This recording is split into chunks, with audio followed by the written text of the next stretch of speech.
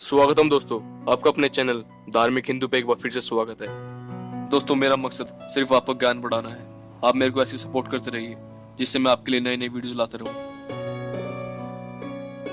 महाभारत का महान योद्धा अभिमन्यु, जिसने कि युद्ध में अकेले ही कौरवों की पूरी प्रधान सेना को घायल कर दिया था। इस युद्ध का जन्म और मृत्यु तक एक ऐसा रहस्य है जो लोक और परलोक के ऐसे भेद खोलता है जिन्हें जानकर कोई भी हैरान हो सकता है। इस असाधारण योद्धा का भगवान श्री कृष्ण का भांजा होना और महज 16 साल की उम्र में वीरगति को प्राप्त होना एक रहस्य है। दरअसल इनके जन्म से पहले ही इनके पिता ने इनकी मृत्यु की उम्र तय कर दी थी। मित्रों, अगर आप सोच रहे हैं कि अर्जुन ने ऐसा किया था तो आप गलत सोच रहे हैं, क्योंकि अर्जुन तो मात्र 16 वर्ष के लिए उनके पिता बने थे।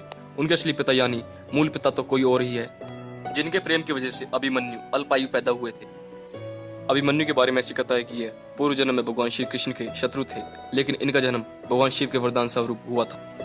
ऋषि शशिराय ने भगवान शिव से वरदान में एक ऐसा पुत्र प्राप्त किया था जिसे कोई पराजित न कर सकता हो। शशिराय ऋषि का यह पुत्र काल्यवन कहलाया।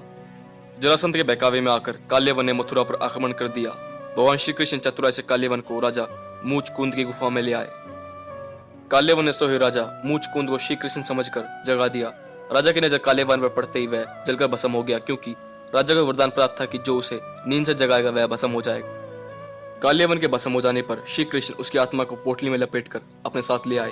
एक दिन सुभद्रा की नजर उस पोटली पर पड़ गई जिसमें काल्यवन की आत्मा बंधी हुई थी। सुभद्रा ने इस पोटली को खोल दिया और काल्यवन की आत्मा सुभद्रा के घर में समा गई। यही काल्यवन भगवान श्री कृष्ण का भांजा अभिमन्यु हुआ। जबकि अभिमन्यु के अल्पायु को लेकर एक अन्य कथा महाभारत में मिलती है। पृथ्वी पर धर्म की स्थापना करने के लिए भगवान श्री कृष्ण अवतार लेने वाले थे। तब सभी देवी देवताओं से इसमें योगदान करने के लिए कहा गया।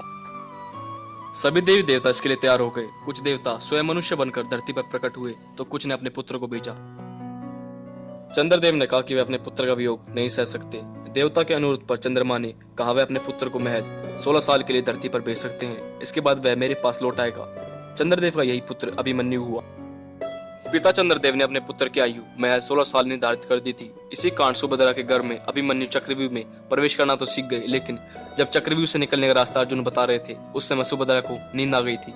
इसी कारण अभिमन्यु चक्रव्यूह से निकलना नहीं सीख पाए और महाभारत युद्ध के दौरान इसी व्यू में फंसकर वीरगति को प्राप्त हुए।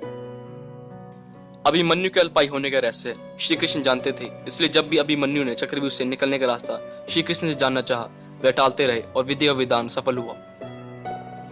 चंद्रवंशी अभिमन्यु 16 साल की उम्र में पिता चंद्रमा के पास लौट गए।